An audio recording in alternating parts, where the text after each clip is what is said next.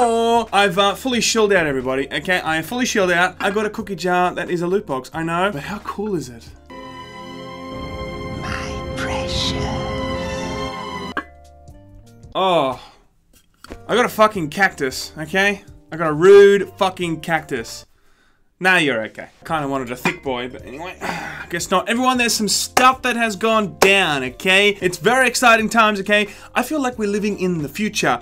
Even though Xbox did unveil this some months ago, of course, that they were looking to do it, it feels like the future, okay? If everyone doesn't know, Xbox has been working on some streaming stuff, okay? It was gonna be the future of gaming, and it looks like it's slowly but surely getting there. And today, they actually showed us some more about what they want to do with the streaming services. Like, can you imagine being on the bus ride and playing some video games?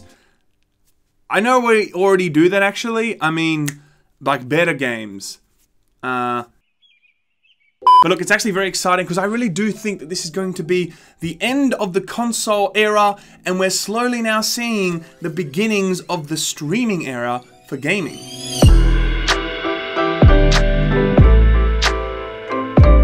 Okay, so we have our right-hand man. Holy shit, he fell down, I didn't realize.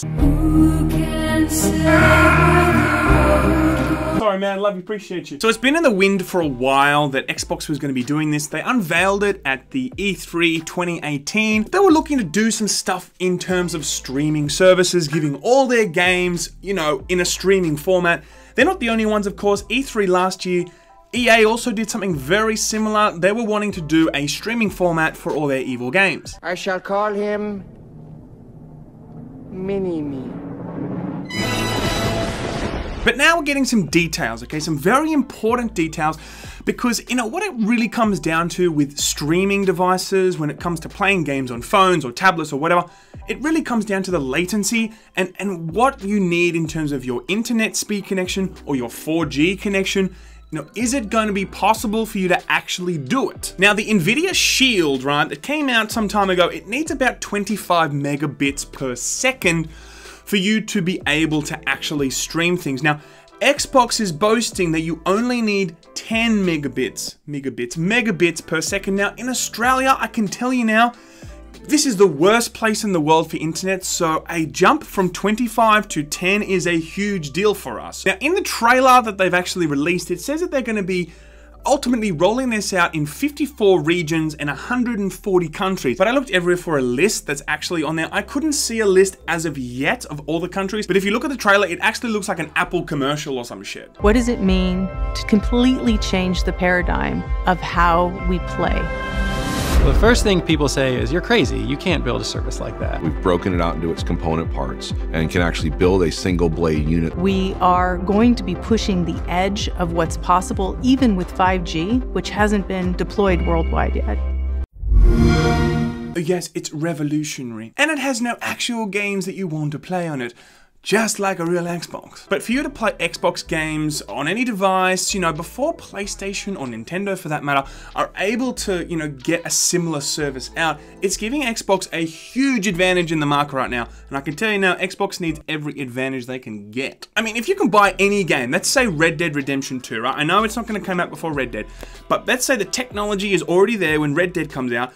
What are you going to buy it on? You might even have a PlayStation, but if you know that you can play it on your phone or your tablet, of course you're going to buy it on the Xbox platform. Of course you are, and that is the game changer right there. If they can get this stuff out in the next, I don't know, 6 months or so, 8 months, that is going to be the game changer. And apparently it's going to be the same quality, right, as if you were sitting on the couch and playing on the console.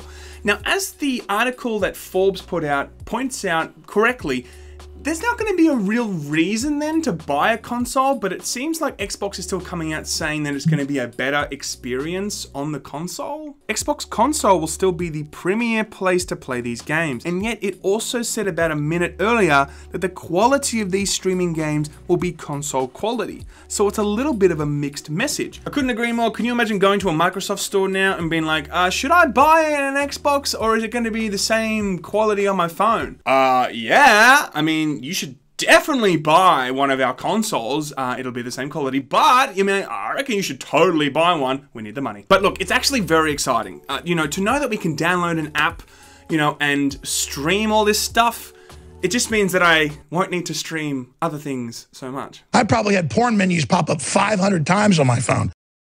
But all jokes aside, like, you know, it's very exciting times, and, you know, if they can get it out in the next 6 or 12 months, it's going to be a huge leap forward for Xbox. Anyone that's been following the whole streaming for games thing on mobile, you know, a lot of people thought it was only going to be possible once we got to the 5G stage, right? Now, 4G at the moment, I think it's like, the latency is about 60 milliseconds. 5G is going to be like 1 millisecond. So of course it is the end game of streaming, but to see that we can maybe get it for 4G, very exciting. And as I've said in previous videos, we're slowly but surely moving towards an IP war, not so much a console war. Sure, it's always going to be about the games, but the hundreds of dollars it costs to buy into playing those games on a console will soon be a thing of the past. In my opinion, that's why Xbox has been buying all these studios. They want to become a company with a plethora of different types of titles and really come back to competing with PlayStation. If they can get this head start on the obvious future of gaming, I mean, it's going to be a huge opportunity for Xbox to bring gamers back to some of the IP that just some gamers wouldn't have experienced because they would have made the initial investment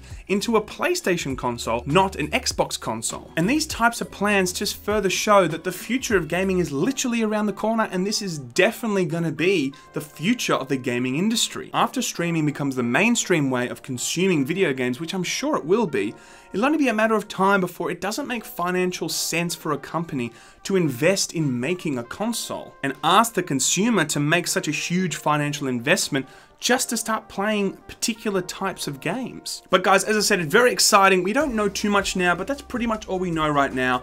Very excited to see what's going to happen. I'm very excited to also see what PlayStation and Nintendo do in terms of how fast PlayStation now is going to try and get their infrastructure ready for this kind of same streaming service.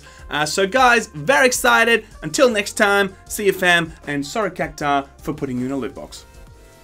You know what? I'm sorry. I'm so sorry, Cactar. I'm sorry.